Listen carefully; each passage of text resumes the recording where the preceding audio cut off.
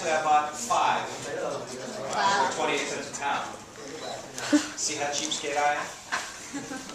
So I've been doing all sorts of weird turkey experiments.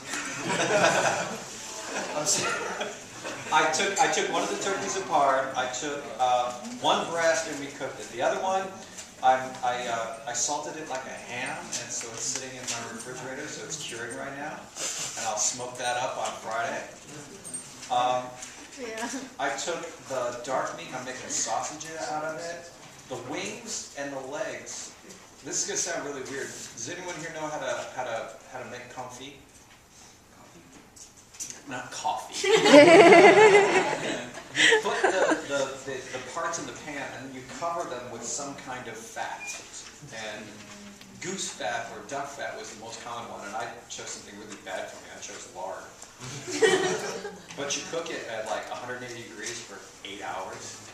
And stuff comes out and it's all delicate and tasty and salty and all sorts of... It's all bad and it's all good in that way, you know what I mean? You've been watching a lot of Food Network? Or? No, I don't. I don't even get that cable channel. I don't even watch TV that much. And then, you know, there's some other things you can do with it afterwards, but it's just been a load of food experiments, and now I'm all hungry. I think it's the sausage I'm thinking about when I get home. Anyway, last question. You only have $10. Just $10, that's it. All assets are indivisible. Now which ones do you want?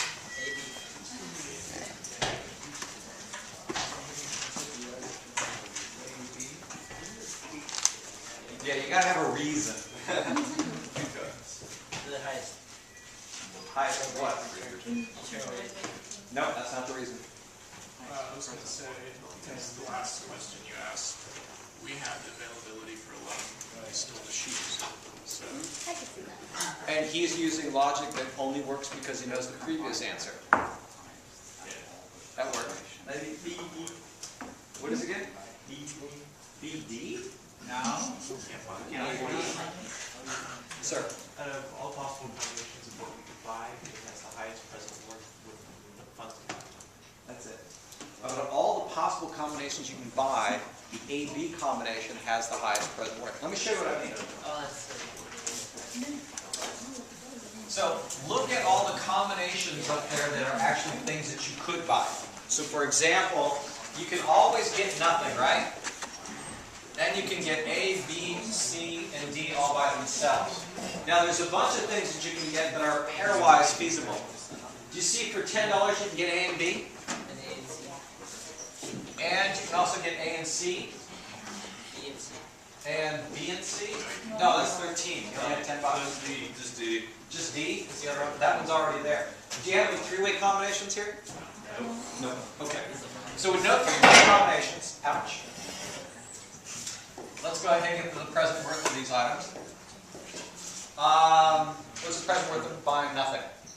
Zero. You put all the money, you stuck it in the minimum acceptable rate of return account. The present worth of A is 0.48. Present worth of B is 2.02. Present worth of C is 0.36. And the present worth of D is 5.2. What's A plus B put together?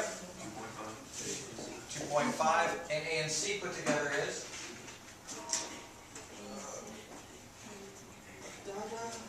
48 plus 36. 2.84. No. A and C. 0.82.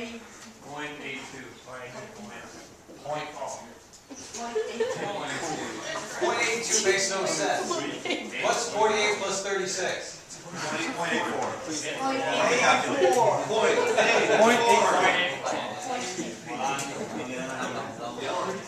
I'm sorry, it's the 4. You know how I avoid the 4s. The minute you tell me something's got a 4 in it, I'll avoid writing that on the board. Sir. So when we buy A and B, we lose $1 left. So would it be more precise to evaluate the cost of A and B as $10 instead of $9? Well, here's this is actually a pretty good point. You're trying to figure out the combination of buying the assets and then not spending money to get you as well off as possible. The assets, you already know what the present worth of the assets are, and this is actually why I put the null set up there. What's the present worth of taking the dollar and put it in the minimum acceptable rate of return account? 0. So you actually are taking into account of it. It's just a bunch of zeros that you're adding in on the end. Okay? So if you throw the money in the minimum acceptable rate of return account, the dollar, the present worth of that dollar you put in the account is actually 0. So you are taking an account for it, you just don't have to because the math is really nice to you. Okay? So that was fairly easy with A and B. What if you had 12 bucks though?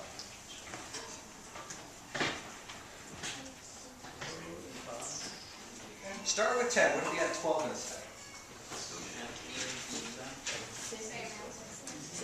I don't know. Let's see. There may be other feasible combinations here. So you got A and C. Do you got any other feasible combinations here? And D. Anything else?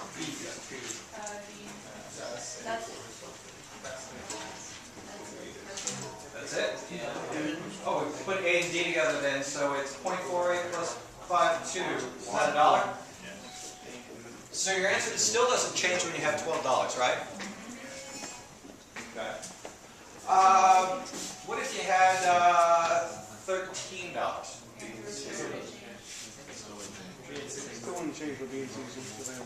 B and C is also available. Anything else that's also available?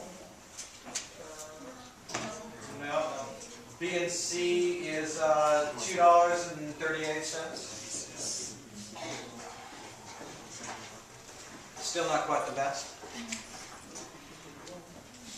Now, there are plenty of weird things that will happen when you're dealing with capital budgeting because you are dealing with the a combinatorial optimization problem. And the classic kind of situations where you see this, and here are the situations where I see them all the time, is in government budgeting.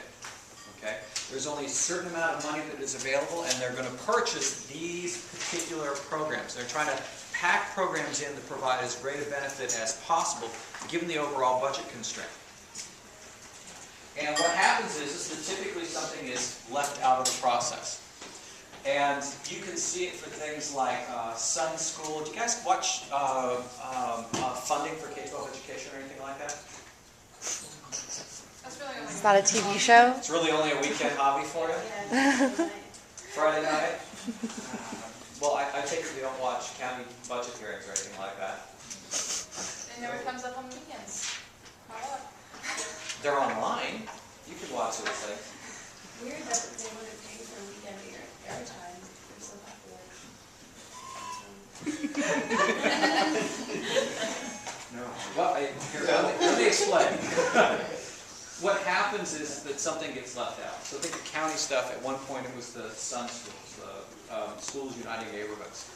They had a whole bunch of people show up. And essentially what they did was they didn't argue against other things that were already in the budget. And that was the smart thing to do. Don't say things like, yes, we need fewer people in the sheriff's department. Okay, because that never goes over well.